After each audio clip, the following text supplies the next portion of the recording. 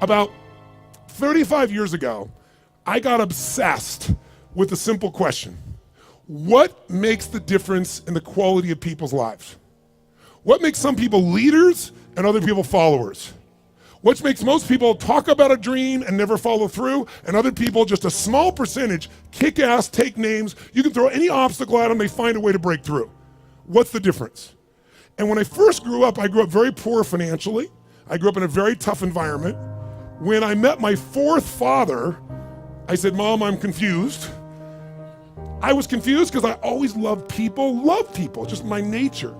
But when I was in high school, I was not the most popular kid in school. In fact, the most popular kid in school treated me like hell. He was so vicious and mean. I thought, what makes that guy popular? So it made me obsessed to want to know why people's lives turn out so differently. And my first answer, growing up poor with no great role models, was, well, some people are just lucky. They grew up in a family where everybody loves each other and they stay together. You know, some people are lucky. They grew up in a family and everybody's educated, and so they work hard to educate their kids. Or some people are lucky. They grew up in a family with lots of money, so they have resources to travel and learn and expand and do whatever they want. And as much as I wanted to believe that story, that some people are just lucky, that they had a better family, when you pay attention and you're even slightly honest with yourself, that story doesn't hold up, does it? Because when you look around, what happens to people that were truly given everything and they don't have to work for it? What happens to the person who's born and they got total love and support from their family? They have total financial abundance. They don't have to worry about it whatsoever. They got all the great education. What happens to the majority of those? Not all, but the majority of those people don't build any muscle. They're not hungry because everything was given to them, so they don't have any hunger that could give them drive. Which, if you ask me, Tony, what's the single most important key to success above anything else? It's not talent, it's not skill, it's hunger. If you get enough hunger going in you for an answer, you'll find the answer. If you get a hunger enough inside of you that says, I gotta take things to a next level, I gotta achieve, I gotta make a difference, I gotta expand, you will find the answer. People's intelligence will expand if they got enough hunger. But if you got everything and you're not hungry, you're not gonna have much. Look at the pathetic people you read about in the rag newspapers who were given everything. And as a result, what do you find out? The majority of people that are given everything, you find them living in rehab. They've been getting everything else, and they're going in and out of rehab for drugs or alcohol or something else. And then you find these people that life seems to have stepped on. You know the kind of people I'm talking about? Life has kicked them in the face. They've experienced tremendous injustice. Nothing has been fair to them. They've been abused mentally, emotionally, sexually, spiritually, whatever. And very often, those are the very people that most of us are inspired by, who achieve levels that most people never dream about and who touch society. For example, what would you guess would be the future for a child if I described their background? Because most people think biography is destiny. What you've been through determines who you are. And most of us, if we're not succeeding, can tell everybody the stories of why we're in that place. But it's much more fun to tell people where you are today in spite of what happened in your life. That's a much more interesting story, isn't it? But if you look around, what if a person's story is this? True story. A person's born and their father's not there as a baby. Their father left before they got there. Their mother is going to raise them, and their mother's 13. A child being raised by a child. If that's all I told you, what would you predict the future of this child would be good? Real positive, uplifting, expansive, powerful, influential, or concerning? Concerning. What if I said this 13-year-old mother didn't know what to do with this baby and was overwhelmed, so she gave the baby most of the time to her grandma, who had lots to deal with? And what if I told you, with grandma not noticing, before this child was 13, she was sexually abused more than 3 times by different people in family and friends? Now, a little baby being abused, a child being abused. What's the future? Doesn't look too bright, does it? What if I told you at 13, when the baby turned 13, this baby became exactly like her mother and became pregnant as well? Followed exactly in her mother's footsteps. What if I told you at 13, when the baby arrived, the baby was stillborn? The baby died at birth. What would that do to an adult mom having a baby, much less a 13-year-old child? What if I told you the kid went a little crazy with her behavior, got so outrageous and out of control, they put her in an institution, but fortunately the institution didn't have enough beds, so they couldn't keep her there more than a few days, and they finally released her to a man who claimed to be her father, who she'd not met. By now, I'm sure you figured out whose story this is. Who is it? This is Oprah Winfrey's story. Oprah Winfrey went through all that we just said, plus she was African American at a time in the US when the President of the United States was not African American, and when many people in the US did not judge people by their character, they judged them by their color based on nothing whatsoever.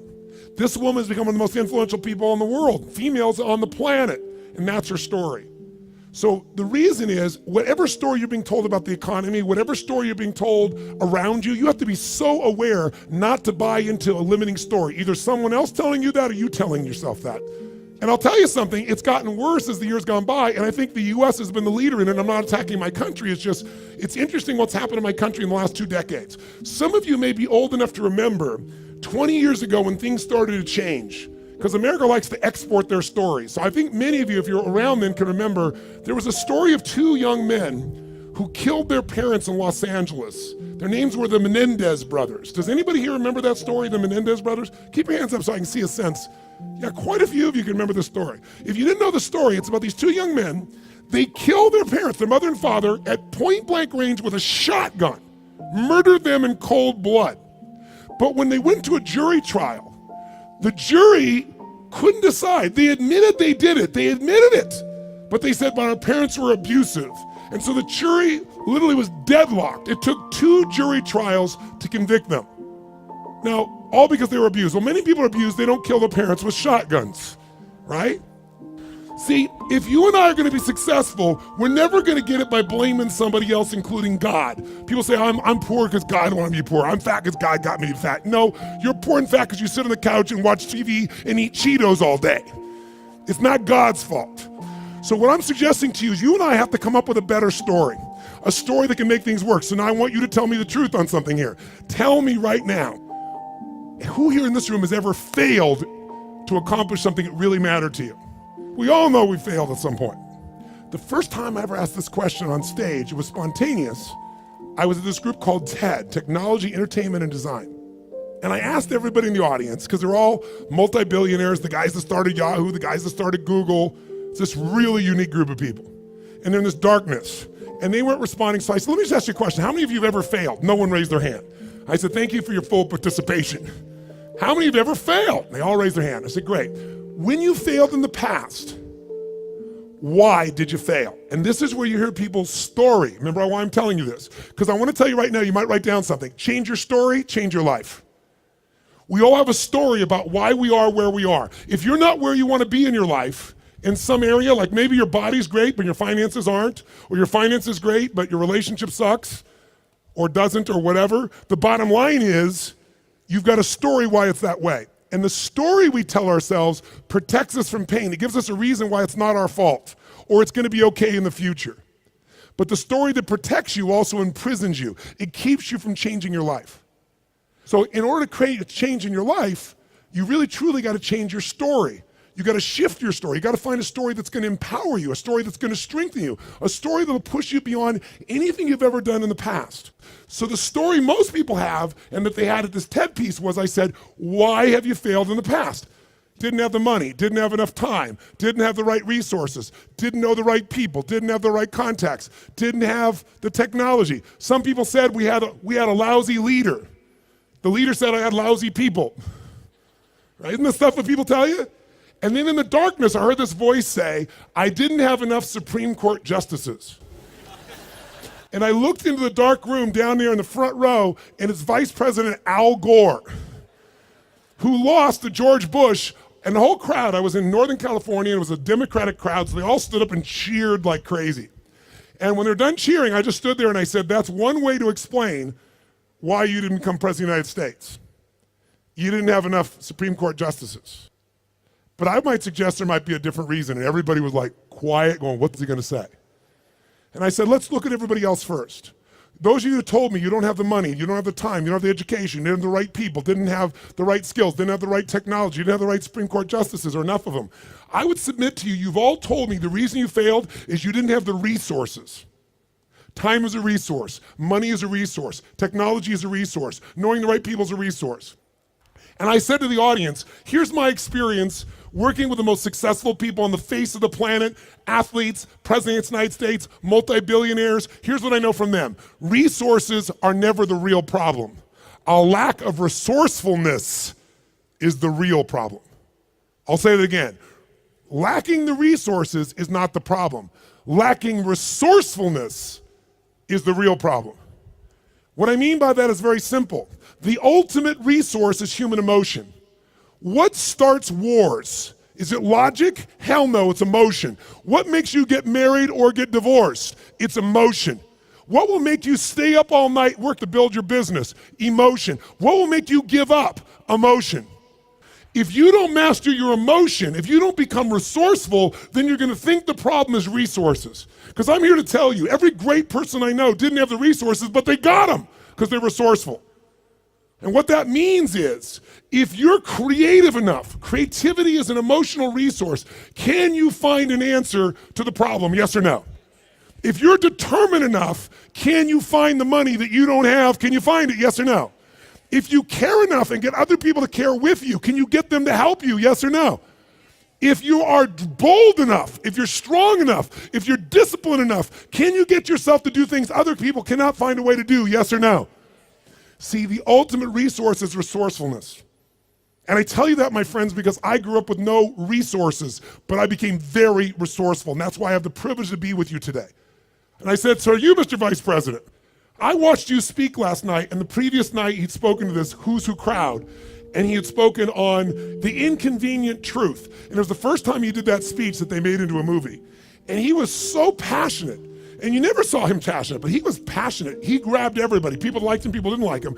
I said, listen, let me tell you something. You said you didn't have enough Supreme Court justices? Here's the truth. I watched the debate with you and Bush. I wanted to vote for you, but I couldn't. There wasn't any energy. There was just ego there. I said, I watched those debates. I said, if the guy that was up here last night was the guy in those debates, you wouldn't need the Supreme Court justices. And the whole crowd went berserk. They started clapping, standing ovation, and he came over and gave me a little high five and said, you're right. And we became good friends out of it. And people came to me afterwards, the guys from Kleiner Perkins, multi-billionaires, they took me to dinner and they go, we've all been thinking that. No one would ever say that. How could you say that publicly? I said, because it's the truth. They go, yeah, but no one said it. And guess what? The truth is, I don't care where you are today. I don't care if you're totally broke and getting here was a huge stretch for you.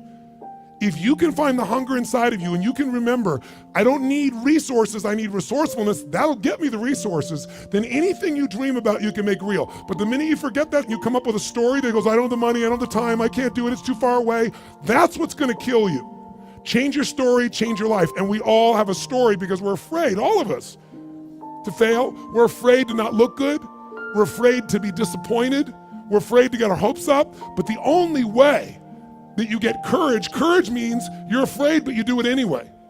It's not courage if you're not scared. And so there's gonna be people talking here the next few days or today that they're gonna give you some great strategies. Whether you do it or not is not gonna be based on your ability. What you're capable of is amazing. What most people will do is disappointing.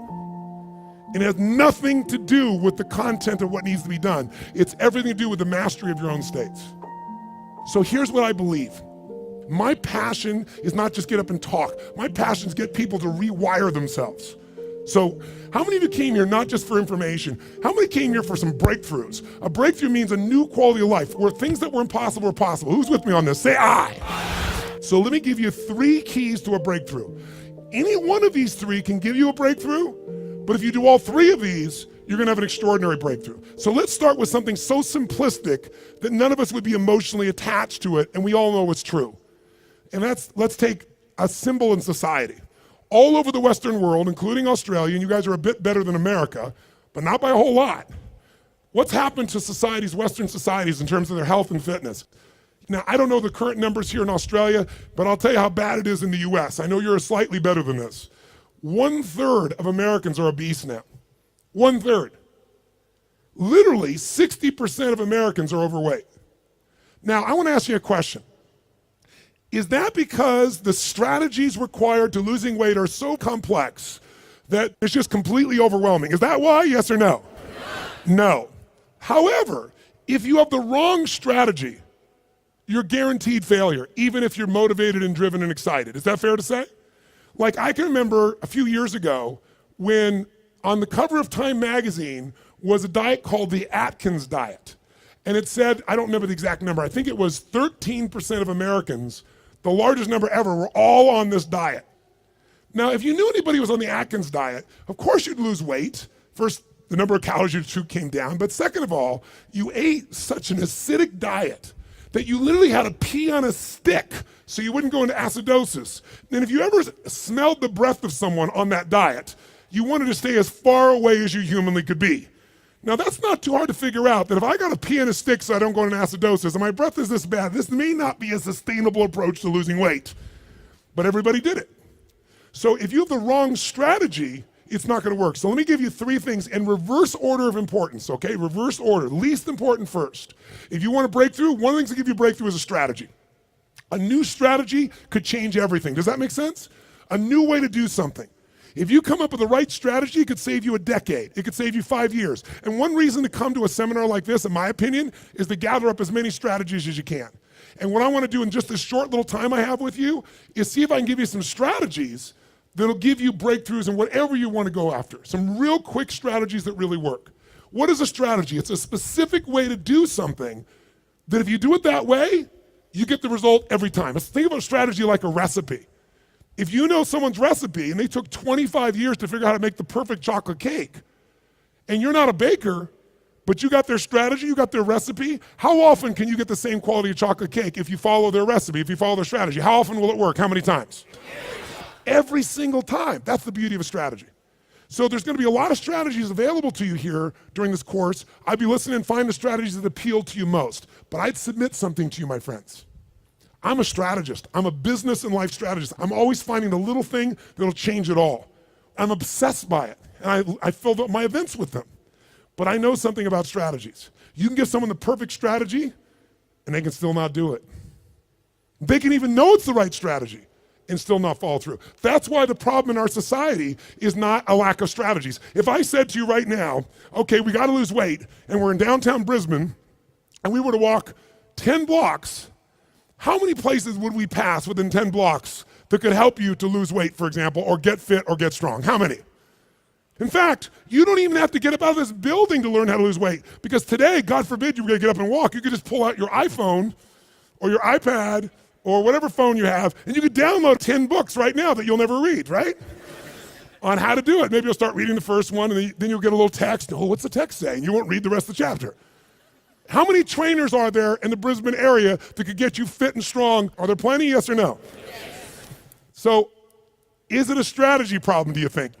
No. So don't get me wrong, I believe strategy is invaluable, but strategy without the next 2 is basically worthless in my experience. You know what to do, but you don't do what you know. But the right strategy versus the wrong strategy is critical. I want you to make a note of this, really important.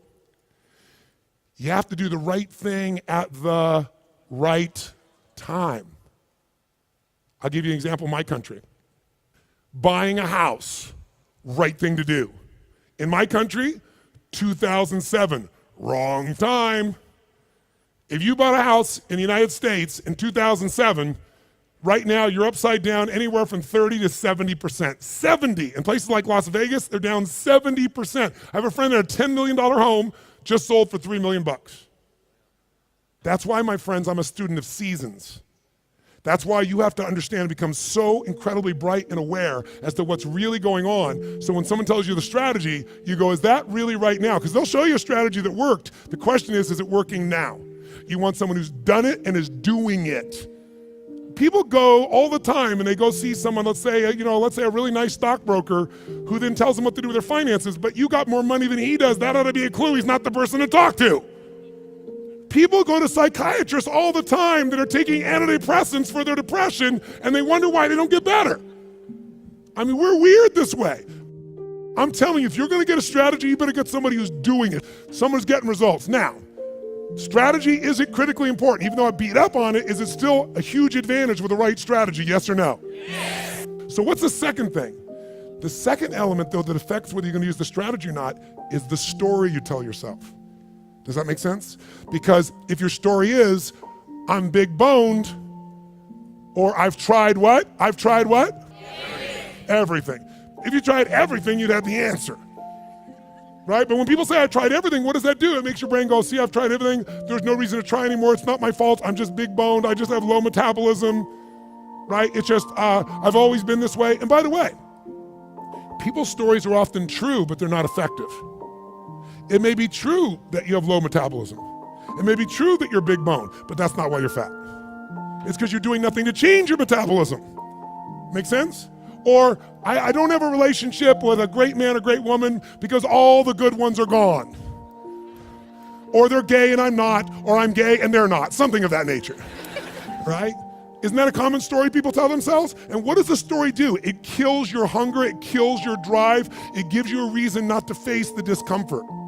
We've all lived in a society that has trained us since we're this tall now. Most of you, by the time you're 21, saw 2 million commercials and had to instantly get out of pain. Instantly out of pain. You know what the problem with getting out of pain is? It takes away the purpose of drive. How many of you know somebody who takes antidepressants right now and they're still depressed? That's because they have the same story. Even though they changed their biochemistry, the same story brings them to that lousy place. If your story is, I don't have the resources, that story is gonna kill your future. If your story is, I can get any resource I want, if I find a way to add enough what? Value to other people's lives, then you can get the resources. It's so amazing. I don't know, because in Australia you don't have a lot of places to go. I know there's a few, but how many of you in this room ski or snowboard? In skiing or snowboarding, if you take up the sport and you get on a really vicious hill, what they call a black diamond hill, there's edges where if you don't stop, you go to the edge and you'll die. And what happens is when you're brand new and you're starting to skid out of control, most people slam themselves on the ground and try to hang on to the hill for dear life. And those are the people that will never master skiing or snowboarding, because they let their fear of the edge push them down. The person that goes, I'm gonna dig in, I'm gonna work even harder, I'm gonna carve. It's scary as hell, but I'm gonna stay with it. They learn to carve. Those are the people that have skiing or snowboarding be something they love for the rest of their life. Your story is everything, my friends. And by the way, I'm not lecturing you. I'm sharing with you because I've learned by my own stupidity. That's the only reason I can share this. But you change that story, you'll change your life. Give up the story that limits you. It may even be true. You may have ADD. You may have been abused as a child. It may be true. But that story is not why you don't have great relationships or a great business now. You don't have great relationships or a great business now because you're so afraid of trying and failing, you keep telling that story instead of taking action. Third key, the most important key. Because by the way, if you come to somebody and they go, well, I'm big bone, and go, that's just your story. They're going, I'll show you a story, I'll beat you to a pulp. We have to do this to ourselves. But if you are going to help someone change, including yourself, you need the third element, it's the most important element, and that is you need the right state. State, or Australians call state. State. If you're going to have the right state, then what you have to understand is your state determines how you think and feel, right? How many of you in this room can remember a time when you got really angry at somebody? Did you ever notice when you're really angry at somebody, suddenly you remember everything they've ever done? Because when you go in that angry state, it makes you take the parts of your brain that relate to a story that supports that state. On the opposite, how many of you in this room can remember a time in your life when you fell head over heels in love with someone out of your mind? How many can remember a time like that? Say I. It's been a long time for some of you. Is that all the, make the sound of head over heels in love. Go ahead, make the sound. Is that short-lived for you? Let's try this. Ever been so head over heels in love you couldn't stop thinking about the person, you wanted to make love to them every moment, you're just dreaming of them, you felt them wanting you, you wanted them, you're out of your mind. Make that sound. What does that sound like? Go ahead. Much better, much better. See, in the beginning of a relationship, when you love somebody, what will you do for them when you love somebody? What will you do? Anything. If they say, would you take out the trash? You go, take out the trash. Right? But after 7 weeks, 7 months, or 7 years, or 70 years, somewhere in that range, something clicks different in you and they go, could you take out the trash? And you go, what do I look like, your janitor? And they go, I don't know what it is. We used to have so much passion. Where did it go? I'll give you a clue. Write this down. If you do what you did in the beginning of the relationship, in the end of the relationship, there won't be an end. If you do what you did in the beginning of the relationship, in the end of the relationship, then there won't be an end. How long have you two been together? A year. 20 years from now, there'll be no worries for you two. He's got his arm around her. They're snuggling, they're connected. They're in the middle of the seminar learning and they're totally connected. Do what you did in the beginning of the relationship, at the end of the relationship, there won't be an end. It's so simple. That's the difference in state, isn't it? Because when you go in a different state, you come up with a different story about your partner and then you use different strategies that aren't very good. If you're in a great state, great story, great strategies, you tend to maximize. Is this helpful? So tell me, which one of the three here do you think is the one that can screw things up the fastest and can mess things up the most? Which one of these three? Tell me. Story is the one that will sustain the problem. The one that can change everything the fastest is the state. The strategy is useful, don't get me wrong. I live for them. I mean, I can tell you some strategies in business. I've taken companies, I buy them for next to nothing and turn them around, make millions of dollars, just using a couple of little strategies. Some of you will come to my business mastery program, you'll see. I tell people on day one of my business mastery, you come, if today the first day is not worth a minimum of $1 million to you, day one, $1 million minimum, then I'll give you all your money back, plus you get to keep everything you got on day one. It's only a 4-day program. My clients are like multi-billion-dollar companies. We've helped turn around hè1s, the largest home builder, to give you an idea, in Mexico. They credit us in the last 2 years to $750 million of increases from what I did with them. That's their words, not mine. Or taking a chiropractor who's got 3 people and doubling his business in 6 months. I've done that with strategies. Simple business strategies where if you don't know the strategy, ignorance is not bliss, ignorance is poverty, ignorance is pain. And the way I got those strategies is I willing to fly anywhere, do anything, spend any amount of money because I knew the value of the strategy. But all that still would have been worthless if I didn't apply it. What got me to apply it was the right story in the right state. If you want to change your story, first thing you got to do is change your state. Does this make sense, yes or no? So now, let's take a look at you and what you want. If you and I want to say, why do people's lives turn out differently than other people? We can come up with one word and I can show you where it is. Decisions. Write down decisions, not conditions, determine my destiny. Decisions, not conditions, determine my destiny. If you look at your life and you look back on it over the last 10 or 15 years, I'd be willing to bet there have been some decisions that if you would have made a different decision, your life would be radically different today. Your relationships or your income or your happiness or your body weight. Everybody's got a story about how the condition affected them. But I can take you 2 people that went through the same conditions, and one person comes back from war and they kill themselves or other people, and somebody else comes back and they spend all their life working for peace. I can find 2 people that were abused as a child. One of them lives totally inside themselves, feeling sorry for themselves. The other one becomes somebody who has an incredibly passionate relationship because they're never gonna let anybody hurt who they love. Same conditions, different decisions. So when the economy that you're going through right now, it doesn't matter what the season of your economy is. What matters is the decisions you're gonna make. And let me give you the 3 decisions you're making every moment you're alive, including in this moment. And you see if it's true or not.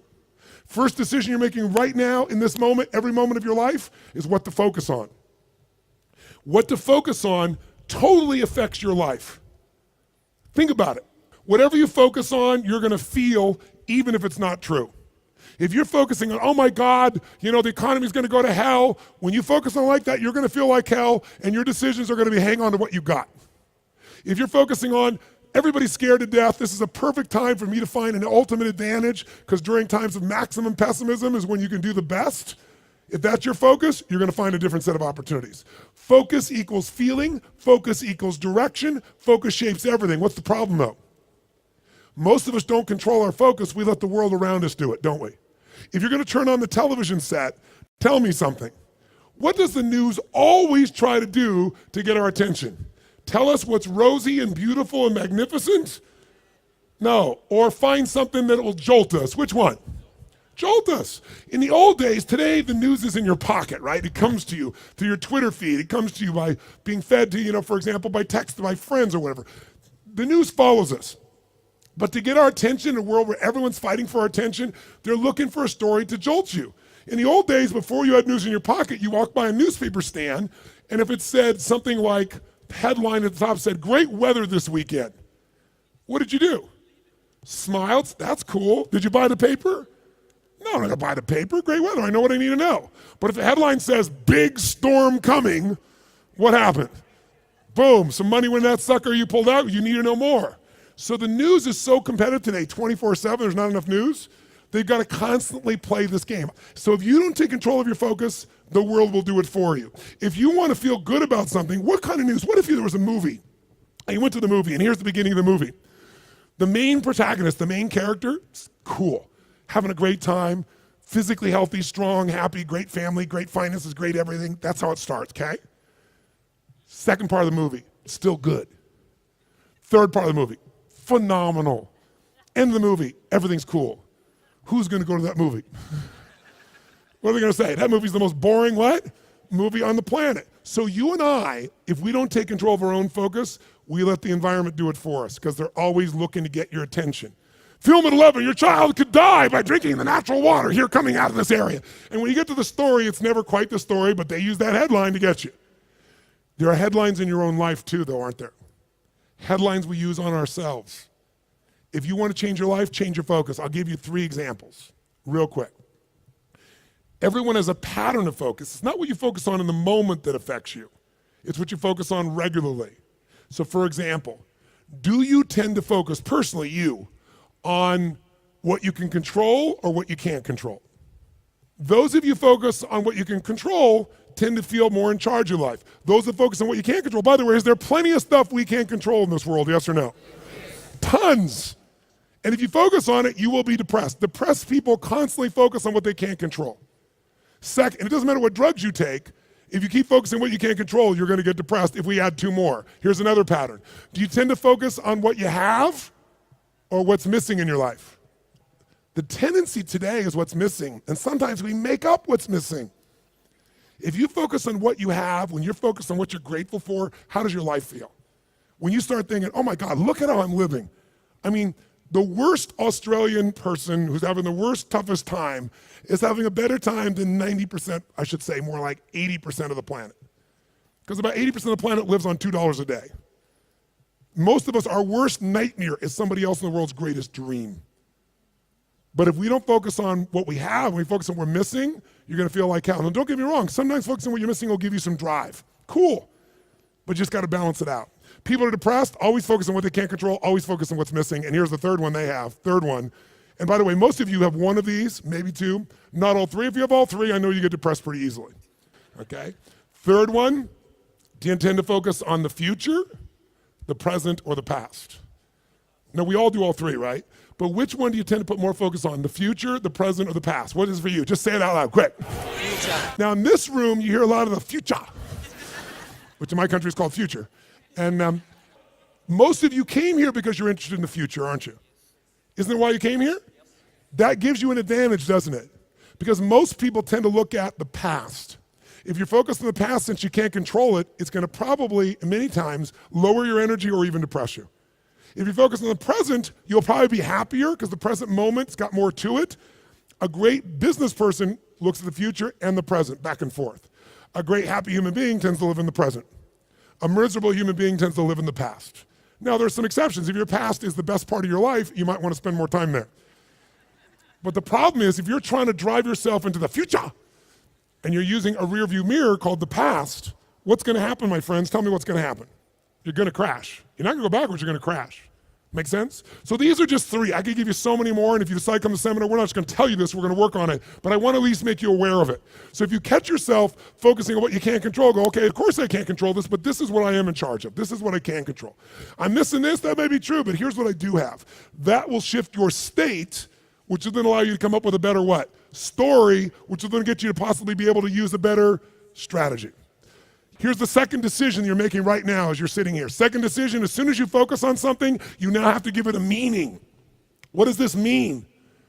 What does this mean? So for example, is this problem in your life a problem? Is it God punishing you? Would it feel different than if you said I have a problem versus God's punishing me? Or is it a challenge? Or what if it was a gift? What if this problem was truly a gift? Would it change how you felt, the state you're in, the strategy you would find, versus if you thought this was a curse? You better believe it. And every moment we're making decisions once we focus on something, on what it means. Were you just humiliating me? Were you teasing me? or you're challenging me. Whichever one you come up with is going to change a very different relationship between you and I. And it's all what you make up in your head, the meaning you give it. Is this the end or the beginning? If you think this is the end of a relationship, are you going to treat the person the same way as if you think it's the beginning of a relationship? Yes or no? If you think this is the end of your career, the end of opportunities to invest versus the beginning of them, then your whole experience is different. If your economy really were to take a huge explosion and take a huge drop down, it would be one of the greatest opportunities of your life. The fact that it's no longer growing geometrically is an advantage to you, if you understand that. Because by the way, you make more money when things burn down than when they grow because they burn down faster. It takes years to build the towers in New York, burn them down in a couple hours. And if you're smart, you can know how to do well no matter what the economy is doing. That's really the skill set you gotta master. But none of that will you get to unless you can come up with an empowering meaning from the situation. That's what makes somebody successful. What makes Oprah Oprah is she focused on what she could control. Oprah focused on what was possible, what was in the future, and how she could do something right now to make it happen. Oprah mastered meaning. She didn't say, I'm African American, I'm poor and I'm broke and I have no resources. She goes, I'm a tower of power and I'm gonna find a way to make this world change. Those belief systems got her, those states and beliefs, to the strategies that made her Oprah. Make sense? So, the piece here is meaning. What does it mean? And then the third decision you're making right now, and again, when I say you're making it, be honest. You may not be making these decisions consciously. They may be being made in your unconscious just habitually because you're not paying attention. That's why you and I want to change our life. We got to wake up. So we decide what we focus on, we decide what things mean, and then the third decision, we decide what to do. What to do. Do I quit or move forward? Do I go interview this person and figure out what they know, or do I just go home and have lunch? Do I enroll in this course so I keep growing, or do I go home and say, let's just see how I do? Your decisions are going to be affected. Do I stay married or do I get divorced? Do I walk up to that person and say, I want to meet you, or do I just stay here and go, maybe it's not the right time? Your decisions of what to do are powerfully shaped by the emotions you were feeling, and the emotions came from the meaning. The Tony Robbins podcast is directed by Tony Robbins and hosted by Anna Yord. Carrie Song is our executive producer. Tyler Culbertson is our associate producer. Jamie Carvajal and Adriel De La Torre are our digital editors. Special thanks to Diane Adcock and Mary Buckheit for their creative review. Copyright Robbins Research International.